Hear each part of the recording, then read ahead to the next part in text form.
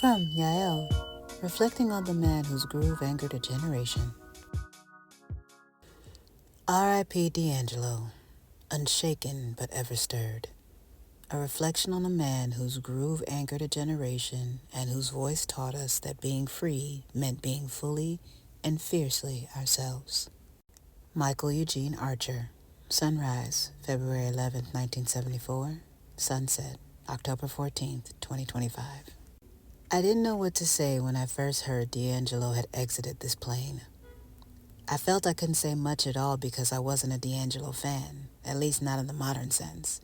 I didn't know every song he ever made, every interview he'd ever done. I'd never been to any of his concerts, and I had no idea what his favorite thing to do on a Sunday was. But when the dust settled and the weight of his loss finally sat with me, I found that what I could say is his music always seemed to find me during the most definitive moments of my life. The rise of the Soulquarian. The first time I met D'Angelo was, of course, through Brown Sugar. Brown sugar, babe, I guess high after love, I know how to behave. This was during the height of the VH1 Soul era. I came of age when music was doing something different, and dare I say bold, for what felt like the first time in forever. Black folks weren't just making pop music, or the typical slide your panties to the side and let me love you down R&B. Beyond dance and hip-hop and all the other boxes we'd been confined to, there was this current that was opening up for people like me. People who needed music that could express how unconventional they were while still being undeniably, and most importantly, unapologetically black.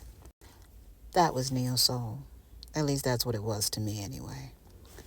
It was a space where I didn't just have to choose which sound expressed my blackness. I could be sci-fi, fantasy, earth goddess, apostle, philosopher, comic, otaku, whatever.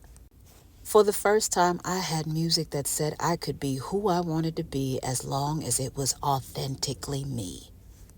I don't think we had a wave like that since Parliament, Funkadelic, or Prince. It was the moment when black artists refused to be defined, and in doing so gave us, their audience, the chance to do the same.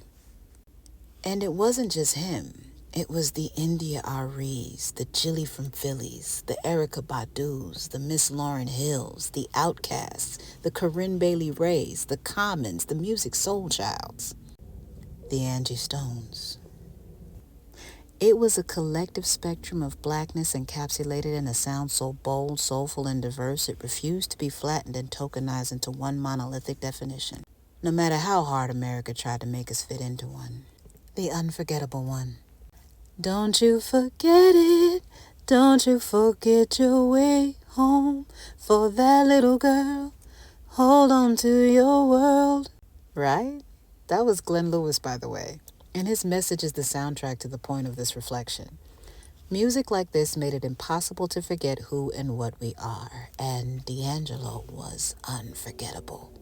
If I had to list my favorite songs from him, it'd go something like this. First is Lady. That one has been looping endlessly in my mind since I learned that he died. You're my lady, my divine, you're my lady. I can tell they're looking at us. I love that song because it showed me how I wanted to feel in love, to be someone's lady, for someone not just to look at me, but see me. Like, yeah, they're looking at the both of us, but I'm looking at you, thankful that the gods sent me you.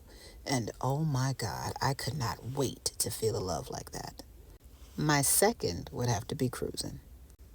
That one got me through high school when I didn't know which way was up or down.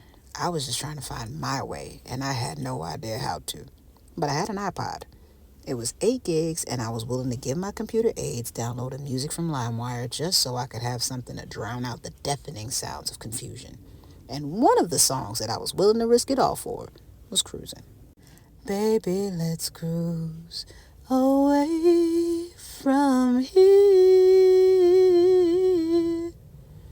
Don't be confused, baby. The way is clear. And for a moment, wrapped in those sonic cocoon vocals and chords, the way was clear. I was cruising with my imaginary love down an endless highway without a care in the world, and that idea gave me 6 minutes of peace and joy inside the chaos. Now, Untitled deserves honorable mention. Not because of the song. Don't get me wrong, the song was a masterpiece. The chords, the lyrics, the instrumentation, the vocals that climbed high into the heavens like Prince, demanding an answer from Goddess herself to this most important question. How does it feel, babe? I am not taken away from that. But that video? Child, that cameraman only had one job. Pan down, for the love of God, pan the fuck down.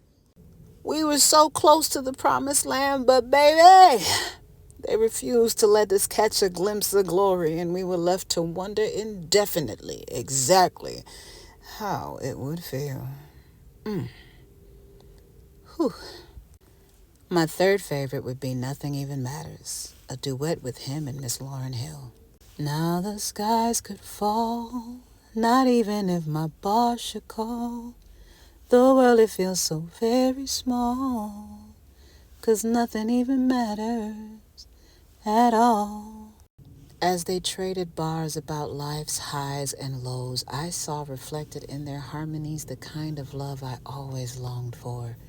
One that could survive anything and everything. A love that made the rest of the world feel small. A final marching order. The last song to round out my list would be one I wouldn't find until his passing, oddly enough. May I stand unshaken amidst a crashing world. My voice can't get that deep, but his did. And that voice, deep, rooted, and weary, called forth something ancient inside me. As if it were a prayer I didn't know I'd been humming my whole life. I was surprised to learn it was written for Red Dead Redemption 2, telling the story of a man near the end of both his life and his world who still manages to find the courage to pray. Let me be unshaken. Let me be so rooted in myself, my character, and my belief that if the world falls apart, I will still stand whole. And in this season of my life right now, where my ego is dying and the world around me feels like it's unraveling at the seams, this is what I find myself praying for. To have such stillness, steadiness, and surety of self that no matter what life throws at me, my soul shall remain whole. I told God that's the kind of ancestor I want to be. The one you call on when you need equanimity. To stand tall and unshaken in the storms of life. And perhaps I should be careful what I pray for, as God has a way of allowing life to test you to make sure you get what you truly want. But if life does shake me, as it always has, I think I'll be okay. Because I'm someone's lady. Because nothing even matters. Because we're cruising through life high off love, knowing how it feels to be unshaken. And when the time comes for my own song to end, I'll go knowing I left no stone unturned in the journey to my most authentic self. Forever grateful. Thank you, D'Angelo, for being there for me and the millions of others who needed a space to be undefined, untitled, and unmastered.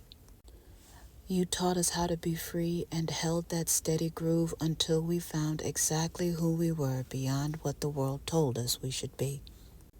And for that, Baba, we are eternally grateful. Rest well with the ancestors until we meet again in Orun. For those of you who wish to give your algorithm a small treat, I curated a small sample of what this music meant to me and still does. Click the link below and feel free to give it a try. Thanks for watching. Don't forget to like and subscribe for more content from Yael.